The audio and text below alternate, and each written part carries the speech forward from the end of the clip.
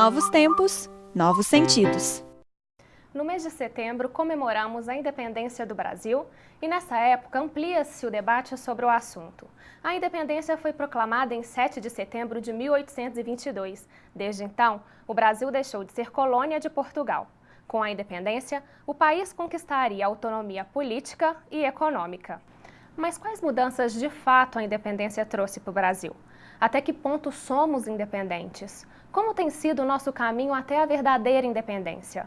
Para responder essas e outras questões, vamos conversar com o historiador Marcelo Alves. Marcelo, muito obrigada pela sua participação aqui com a gente. Para começar, eu queria saber o que significou a independência para o Brasil. A gente tem que ver de quais setores estamos falando, né? Para alguns setores da sociedade brasileira, que foram principalmente aqueles que lideraram o movimento pela independência, ela significou o fim do pacto colonial com Portugal. O que isso significa? Significa que esses grandes proprietários, comerciantes, pessoas que mexiam, que dependiam de negociações, elas iriam poder vender seus produtos para outros países além de Portugal, ou seja, liberdade comercial, liberdade econômica, então significou lucros. Mas ao longo de toda a história do Brasil isso vai ser muito debatido. Você tem um debate muito intenso, por exemplo, no movimento republicano, no final do século XIX, que diz que a independência do Brasil não foi completa, porque se tornou independente como uma monarquia, e a verdadeira liberdade só viria com a república. E aí, ao longo do começo do século XX, nos anos 20, nos anos 30, você vai ter a ascensão de grupos socialistas, comunistas, que dizem que não, que o Brasil nunca foi independente, porque a independência política se seguiu uma dependência econômica, em relação a banqueiros, em relação a países mais poderosos. E esse vai ser um debate muito intenso, principalmente a partir da Semana de Arte Moderna de 1922, que aí vai buscar uma nova interpretação para essa independência do Brasil. Não só a independência no sentido político e econômico, né? Mas também a independência cultural, né? Uma tentativa de se buscar uma arte, uma literatura, uma cultura genuinamente brasileiras, que é uma coisa que vai se refletir muito no movimento integralista que vai se desenvolver no Brasil nos anos 30. E quais mudanças de imediato que aconteceram no Brasil quando foi declarada a independência? Com 7 de setembro de 1822, o Brasil oficialmente deixa de ser uma colônia portuguesa. Então, politicamente, ele rompe os seus laços com Portugal e passa a buscar tentar construir a sua soberania.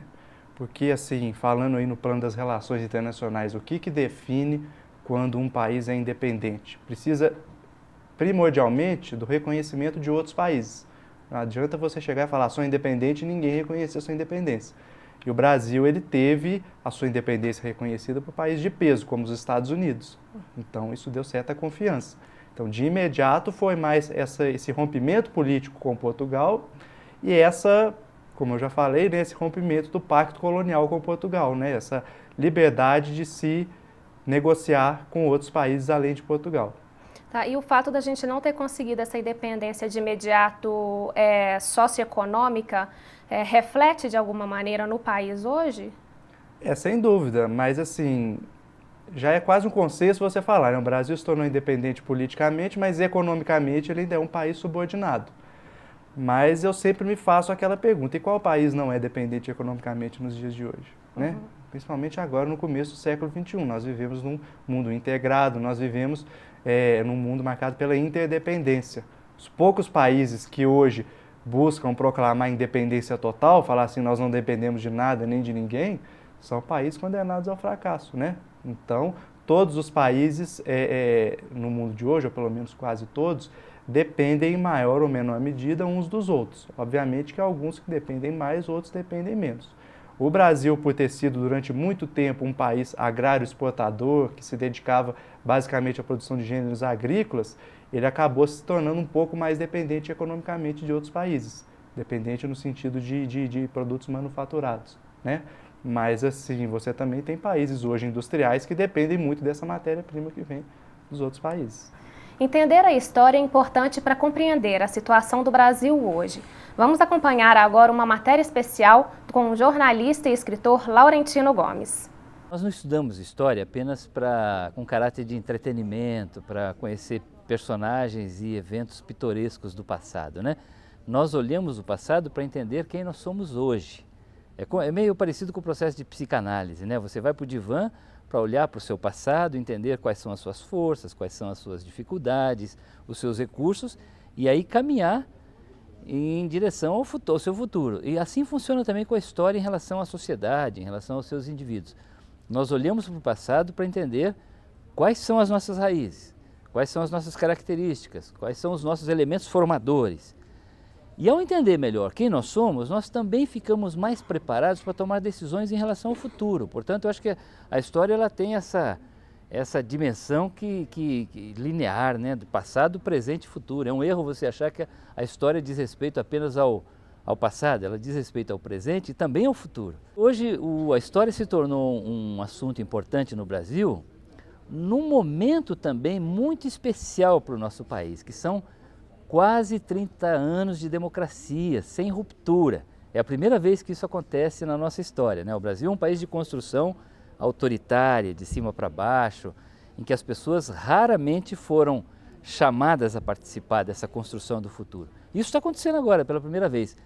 Então, nesse ambiente de democracia, estudar a história é absolutamente fundamental. Eu diria que talvez estudar história seja mais importante hoje do que estudar matemática, física, química, engenharia, porque diz respeito à nossa identidade, ao que nós somos e aos sonhos que nós projetamos em direção ao futuro. O brasileiro às vezes diz que em Brasília é todo mundo corrupto, que não vale a pena participar da política, prega o voto nulo, mas ele na sua vida privada, ele é violento, ele é espertinho, ele não é ético, ele corrompe o agente público. Então às vezes a gente cobra do Estado padrões de ética e cidadania que nós não cultivamos nas nossas relações privadas. Se nós sonhamos ter um Estado mais eficiente, mais honesto, menos corrupto, é preciso que nós sejamos assim nas nossas relações individuais primeiro, de maneira que esses valores estejam de tal forma incorporados na nossa forma de ser, na nossa cultura, que nós transformemos,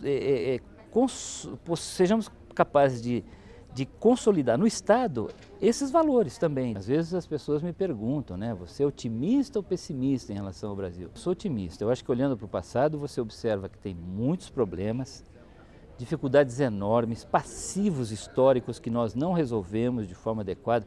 O Brasil não fez reforma agrária quando tinha que fazer, não educou as pessoas, aboliu a escravidão e abandonou os escravos à própria sorte, não distribuiu riquezas, não promoveu a cidadania. Nunca teve prioridade na educação, né? Mas eu diria que o país vem mudando ultimamente. Não é mérito de nenhum governo individual, é do povo brasileiro que está pela primeira vez topando o desafio de construir esse futuro de forma coletiva. Eu acho que a independência não se mede no grau de você ter total liberdade para fazer o que você quiser, mas de você respeitar pactos, fazer acordos, por exemplo, respeitar patentes internacionais, contratos, ser previsível, de maneira que as pessoas possam se planejar, que elas sejam respeitadas nos seus direitos, que a polícia não pegue um garoto da periferia e dê uma geral nele toda vez que ele vem para o centro da cidade, só porque ele é um garoto de cor, o que reflete um preconceito histórico. Então, na verdade, a independência, para mim, ela é mais para dentro do que para fora. É só com cidadania, com respeito, com dignidade, com honestidade, com ética, que nós poderemos dizer que nós realmente somos independentes. Mas entre nós mesmos. Porque se nós formos assim, o nosso relacionamento com o resto do mundo também se transforma. Professor, são 192 anos de independência. A gente pode dizer que o Brasil ainda é um país muito novo? De certa forma sim, né? Se você for pegar historicamente, né?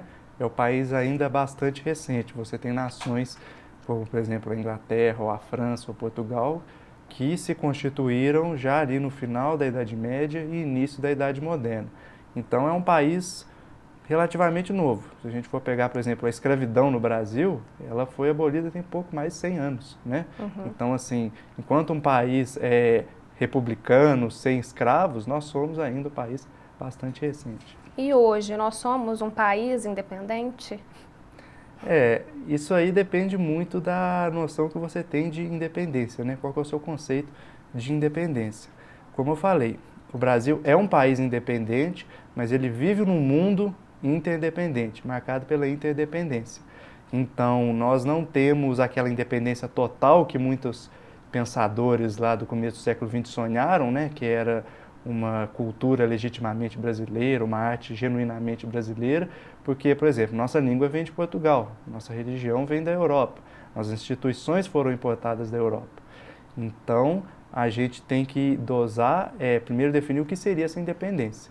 Eu diria que politicamente o Brasil é um país independente, mas, como todo país do mundo, ele tem coerções externas, né? Ele não pode fazer tudo o que ele quiser. Um país, ele deve ser completamente independente? Como é que é isso?